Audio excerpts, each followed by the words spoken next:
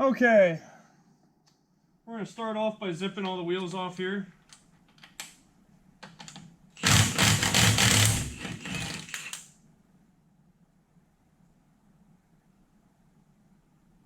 Well, we're off to a good start, guys. We're off to a really, really good start. You know what just happened? My OEM Honda wheel key has just broken off its fucking teeth inside of the wheel lock. Okay, so this is going to be one of these cars. This is going to be one of these cars. That's okay. She might be a pain in the ass, but she'll be worth it. Oh, let's try some other lugs.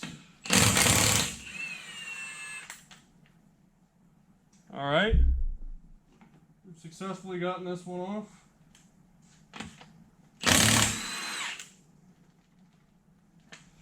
Oh yeah. She's gonna fight every step of the way. I can already feel it.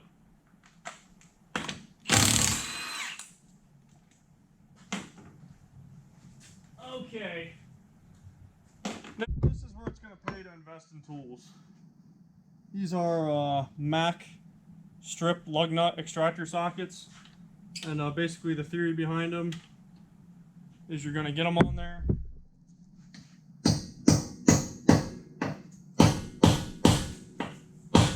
Get a sledge and get a really good bite. You're gonna need it.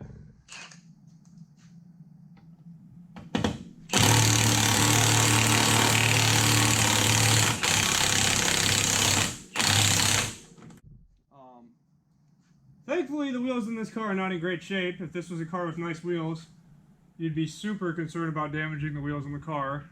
But because of that, because she's seen better days, we don't need to baby her. That really sucks. Broke my OEM, made in Japan Honda socket. Alright, well.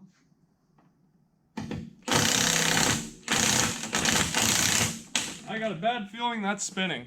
My Mac socket.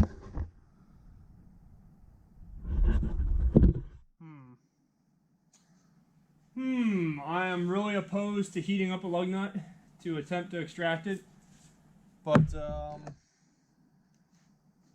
that might be what we have to do here. It's looking like it's gonna fight us. It's looking like she's gonna fight us, but I did not ruin.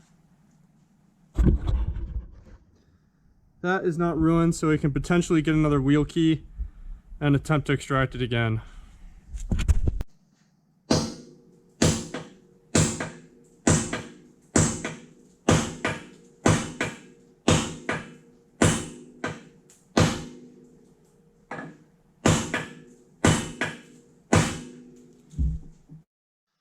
Alright, now I had to put the tire back on the ground so I can do this whole rigmarole.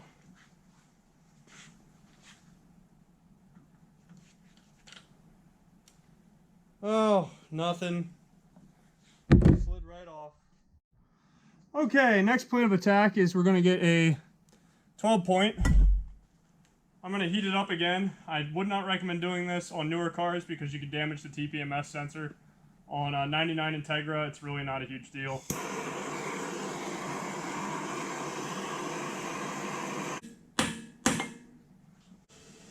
Try this.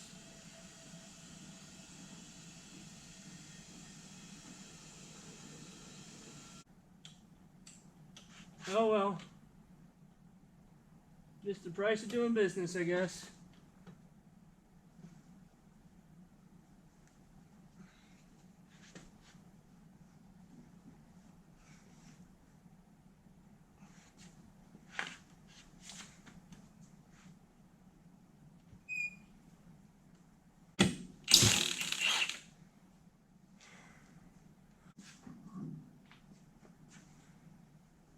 Victory!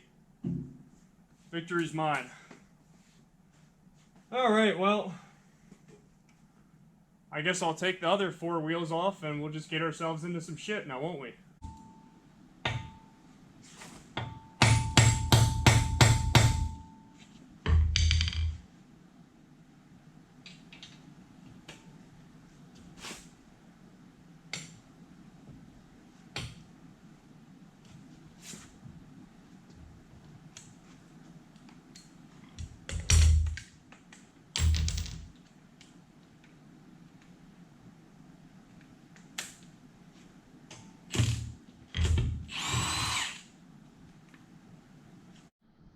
Alright, so this ended up doing the trick to get Honda security lugs off. You get a 3/4 inch 12-point half-inch drive impact socket. You can get these from Harbor Freight. Hammer it on tight, the sledgehammer, and you can see this security lug is now stuck in here. But I'll show you guys how to get it out. We already have an impressive collection of tools out. I had to drill some shit. I had to drill one of these, I broke one of my adapters, so I had to drill it to get it off. We got a impressive amount of tools out just to get 4 wheels off, but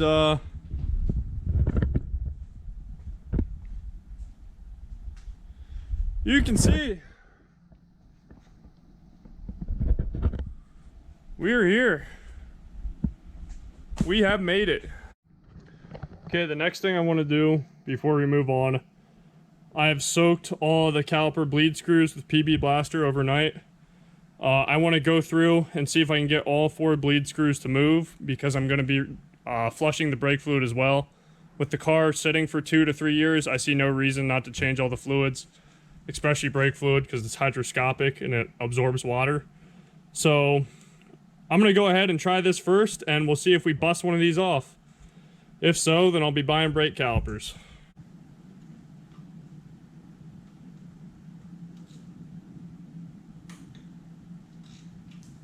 Oh, we're good. Are we gonna get lucky, guys? Are we gonna get lucky? I don't know. Let's grab this light. That's a good sign. This car has been a pain in the ass so far, but if she works with us here, everyone will be happy. Okay. Can honestly do this one-handed. Yep. Excellent. All right, one more. And this just so happened to be the wheel that was being a pain in the ass. Anyways, the passenger side front, so hopefully the caliper decides to give us a win. Yep. All right, sweet. Sweet, we don't have to buy brake calipers. Okay, so I'm sure a lot of you already know this trick, but if you leave your key in the ignition, you can go ahead and turn your wheels back and forth when you're doing the brakes. So you don't have to fight with trying to get tools in there while your wheels turn to the right and you want to work on the left. So we're going to grab the wheel, turn it all the way out. Gives us all that access to mess around with the caliper. I want to see how tight these bolts are on before I just go for broke and throw an impact on there. I'm trying to break the least amount of stuff possible. And I find while impacts, they work great. It's too easy to break everything with them. They work almost a little too good. Okay.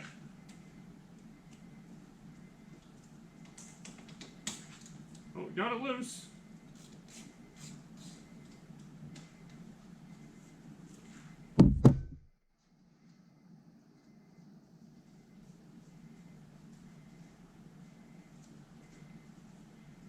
Take these bolts out. Massage the caliper off of here.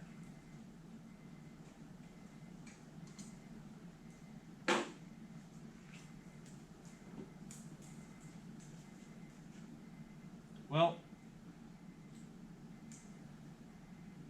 I don't have any leaks around my caliper. I do have some cobwebs. I got free cobwebs in there, so we'll probably clean those out, but other than that, we're looking okay. I know some of you guys are gonna freak out. I'm letting the caliper dangle. Oh my fucking god. The car is gonna fly apart. The brakes are not gonna work. I know it's a sin to do that, but fuck it. 17. The bracket bolts, these are normally really tight. Caliper bracket bolts normally are not something you play around with. We're gonna get the old Milwaukee out and we're gonna make quick work of this.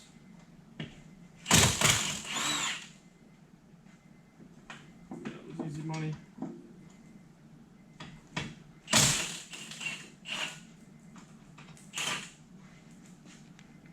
This impact gun is insane. It wasn't even phased by those. Alright. It's unfortunate because you can see our pads have plenty of meat on them. It's just with how long the car's been sitting and the fact the brakes pulsate so bad. I'm just going to go ahead and change them out. At this point, it has a pulsation from hell. Okay, next step is we got the little Phillips screws that are holding the rotor to the hub. Now, one thing I'll say about these, if the car is new, you can normally get them off with the standard Phillips, just pressing really hard. If it's corroded like this, you normally want an impact screwdriver. Unfortunately, my impact screwdriver is at work, so we're gonna have to come up with another way to get that off of there. Alright, so my impact screwdriver's at home. We need to get the Phillips off of the brake rotors.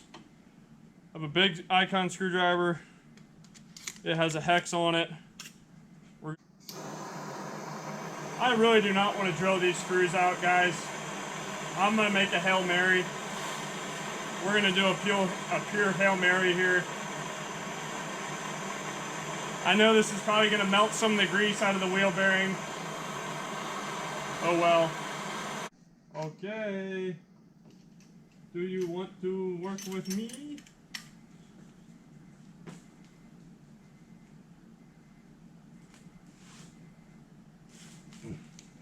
How about tightening?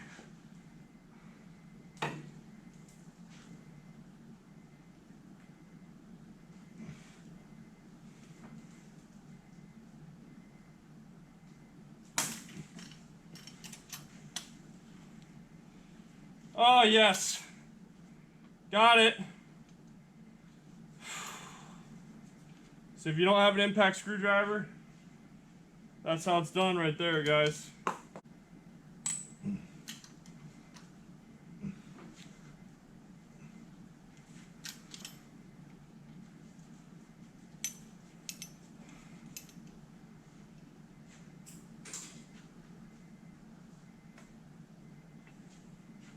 Man. Well, all right. Looks like we got her.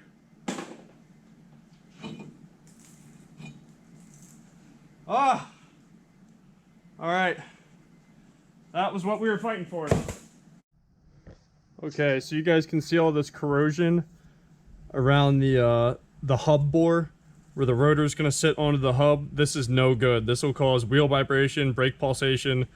We want to remove all this corrosion so we don't have any obscurities in here when we put the rotor on that can cause vibrations. So I'll show you guys how to do that. My preferred method is just an air grinder or a die grinder with a wire wheel, and then just work your way around it. You can use a drill too. You don't need an air tool.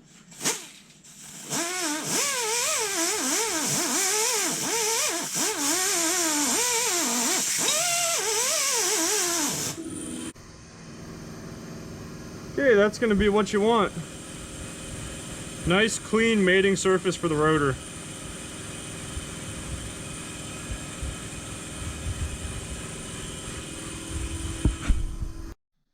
Okay, we're going to start throwing the brakes on. They're nothing special. They're just Duralast brakes from AutoZone.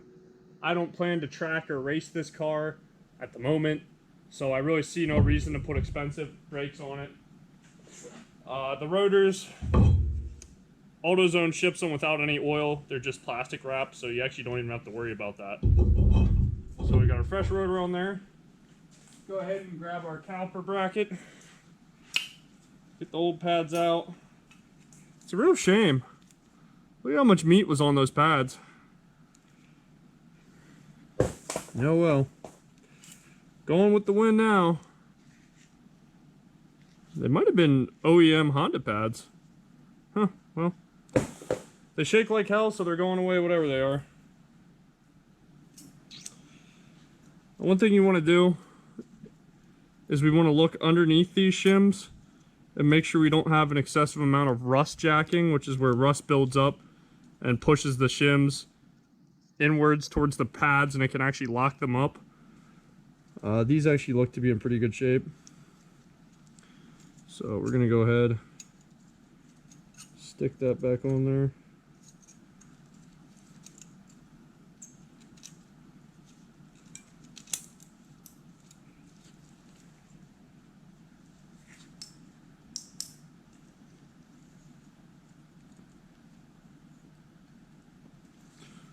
Check the other one. She looks all right. You know what? I'm going to clean them off anyways. We're here. We got the tools. Screw it.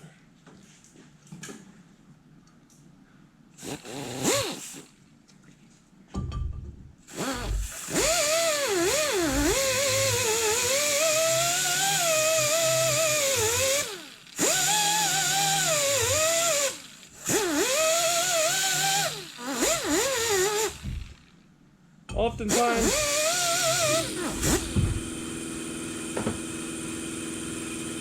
a lot of the times it's easy to overlook the small details, guys, but when you're doing cars, the small details are everything. You're working on cars, getting them fixed correctly. The small details end up being the big details.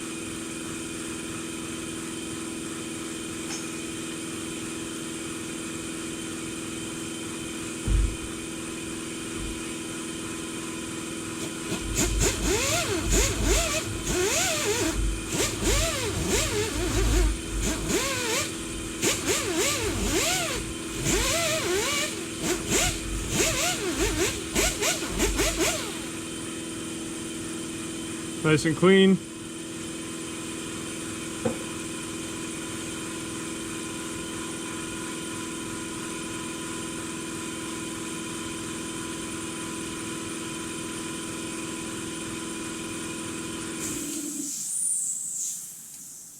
These shims are very important. They help the brake pads slide along the caliper bracket, as well as they help reduce noise. So if you don't put these on, you'll have loud, squeaky brake pads, and you won't be happy. Next step is we need to go ahead and take our caliper slide pins. They're not frozen up. Pull them out. I like to do them one by one. We're going to clean them off and grease them with fresh grease, just because it's one of those things where who knows the last time this was done.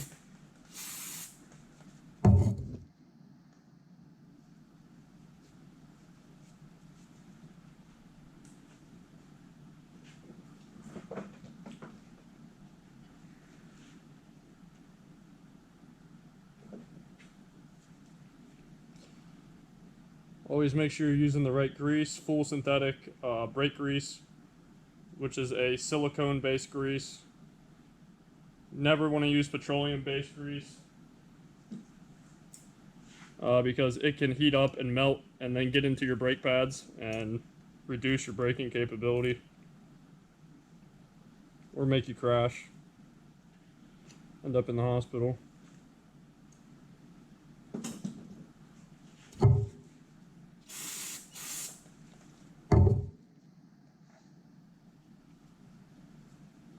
Happy to see these aren't frozen. It's a good sign, man.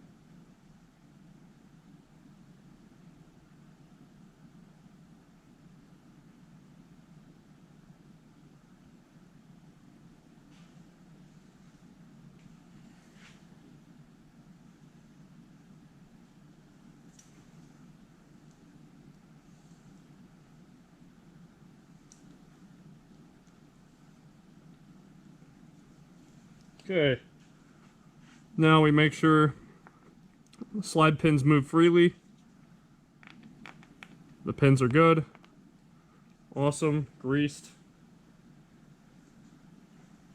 before we go ahead and bolt the caliper bracket onto the hub, I want to go ahead and put a little bit of silicone grease where the pads are going to sit in those shims. My brush is boned. It's alright though.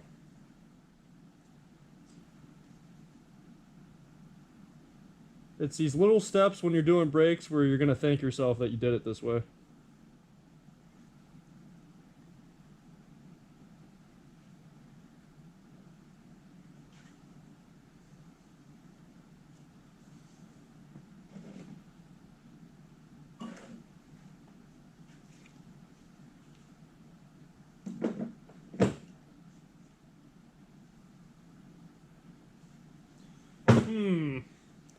Need to pay attention with new brake pads, is one of them is going to have this little metal feeler where when the pads wear to a certain point, it squeals to let you know, hey, your pads are low, you need to change them. What side of the bracket you put this on is important on some cars it isn't. On the Honda, I'm going to refer to the other side because I did not pay attention. Alright.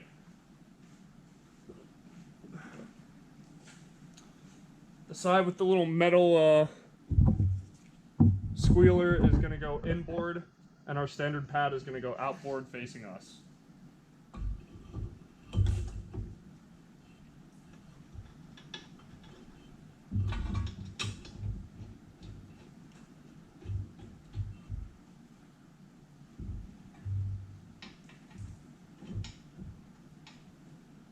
Come on.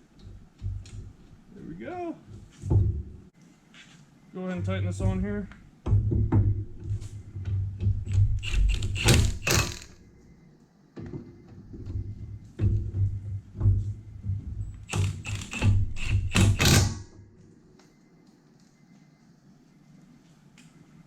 And then because this impact gun's so strong, I'm gonna double check it with my ratchet because I don't wanna snap these bolts off, and believe me, it will do it. Well, that's freaking tight.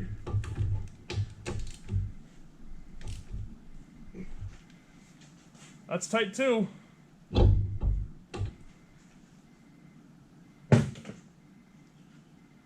we'll throw the pad in. Outboard pad. Ba-bam. Inboard pad.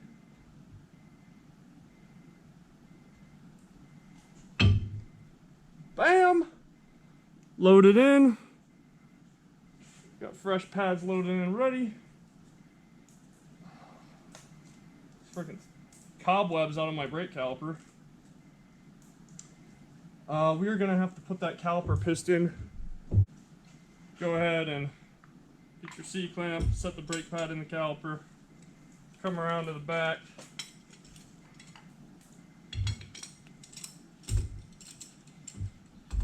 Get it all set up.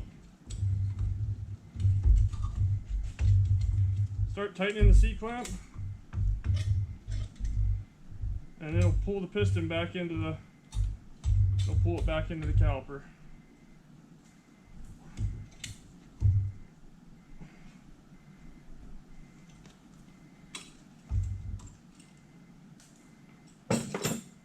Damn, it's humid in this garage.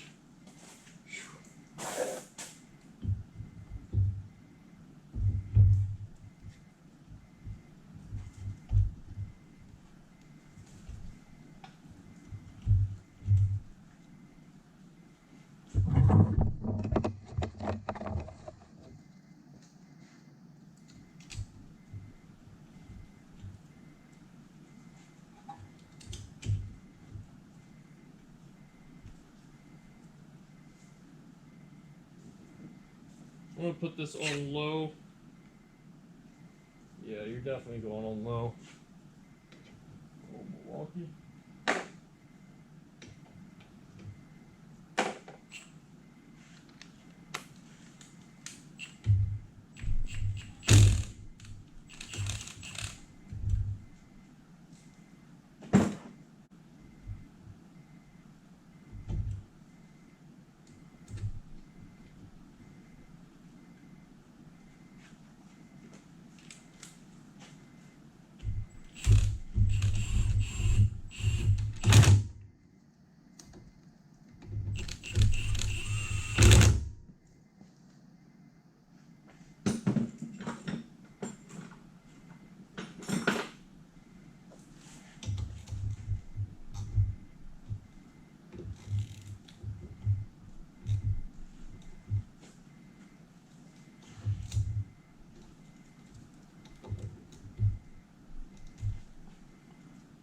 Okay. That's going to be the front brake done. We'll go ahead and move to the back. And I did not opt to put the rotor screws back in. I see no point. Some people are real sticklers about that. For me, it doesn't matter. You're going to change the brakes out in the future. All that does is hold the rotor on at the assembly line so the rotor doesn't fall off and hit you in the head while you're putting the car together. If it's a vehicle you drive and you're going to maintain, you do not need to put rotor screws back in on an Acura Integra. Alright, now we're going to start on the driver's side rear. Start getting those caliper slide pin bolts out. Easy money. I don't think this car is going to be too bad, honestly, guys.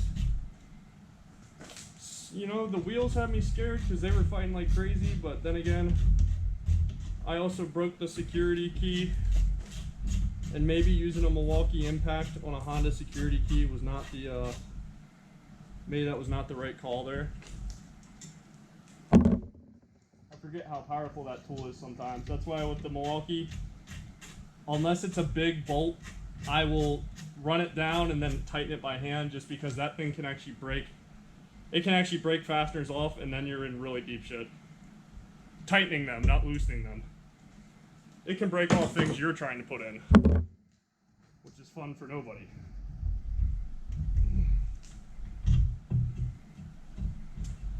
Okay.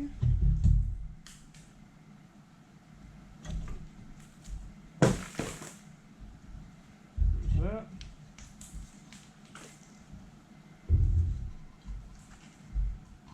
Oh, I see. We'll set that up there. Parking brake cable. I don't have somebody like over my shoulder so you guys can see into the car. And the cart's too low, you'll just be looking at my waist. Unless you're into that.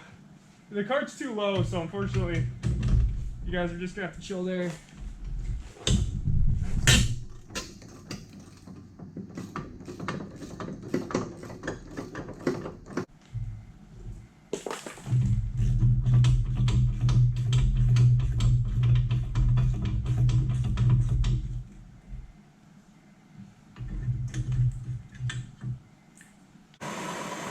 If you had an impact screwdriver, you'd just stick it in and hit it with the hammer. Like I said, I don't have that. It's at work. I'm not driving to go get it. So we're just gonna make do with the tools that are in the shop here, and we'll get rocking. Make do with this. I know I got a 2-post lift. Oh, I don't have an impact screwdriver. Like, I know, tough fucking life, right, guys? Tough life. Shout out to any of you guys doing this in your driveway. Been there, done that. On jack stands, pain in the ass. Once you get a car lift, it's hard to get back to doing anything in the driveway. Oh. That was a stupid decision by me to try and do that. Alright, so I have an idea. I'm going to walk around this screw with the air hammer and hopefully get it to loosen up. Just a little bit of vibration.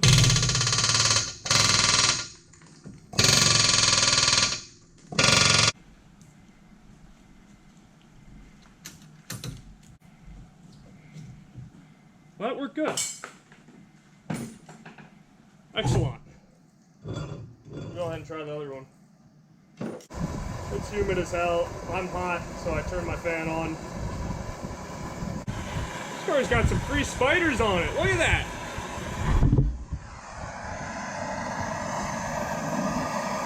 That big guy in there.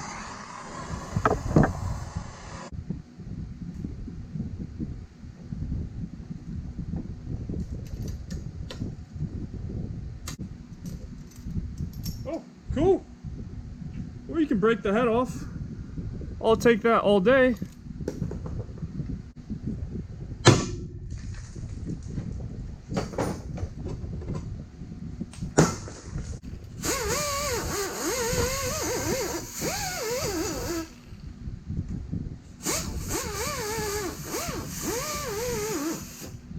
Well, I'm not going to get that hub face completely descaled. I'd be here for a while. Alright, the next thing we're going to do is we're going to start spinning the caliper piston back.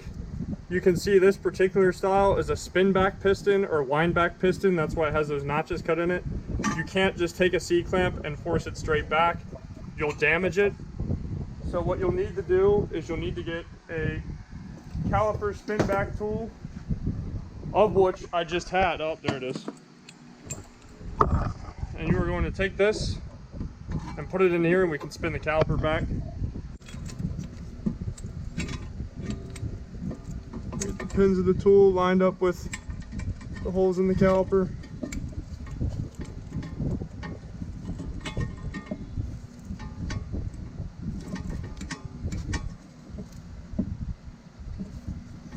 We're gonna start cranking it. All right. Now you can see the piston's all the way retracted. So we'll go ahead and start throwing the brakes on.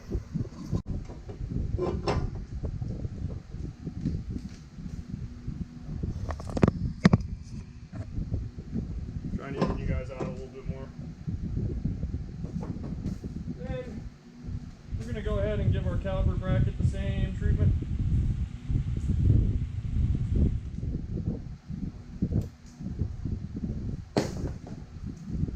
She's looking a little crusty.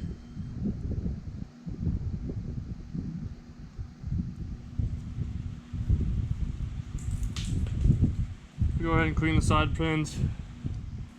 See, this one boot's gone.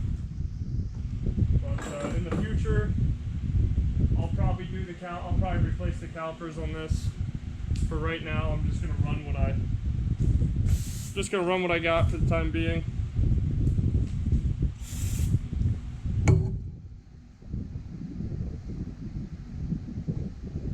Sorry, the fan sends the brake parts cleaner flying.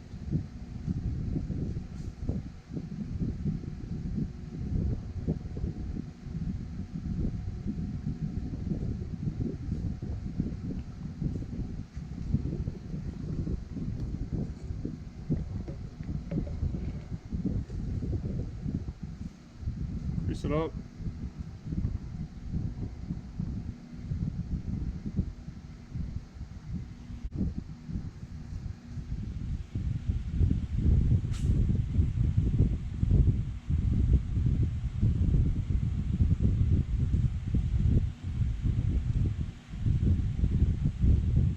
I'm not doing these rear slides. The reason I'm not hitting them with the wire wheel is they look plenty clean. Not rusty at all, which is good. Muy bueno. So we'll go ahead and throw this back together. I'm going in. There they are. Got our little toy car brake pads. Duralast.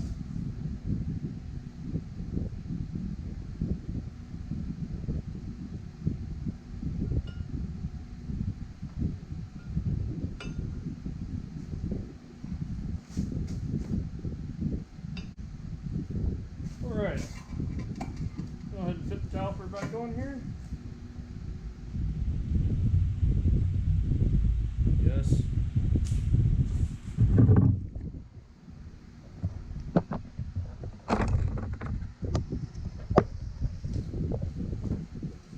Sorry, there's a tray with my parts that's on the car lift.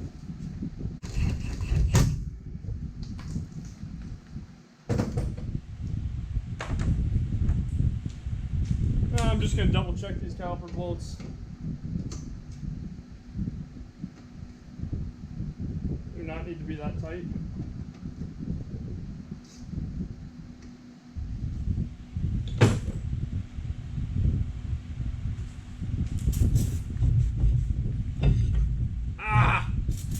I just pinched the shit out of my finger. Okay, so that's the front and rear of the driver's side. We'll come back when we're ready to bleed the brakes and I'll show you guys the process on that. But I'm gonna get cracking on the other side. Not a reason for me to show you guys because I've already done it. So we'll be back.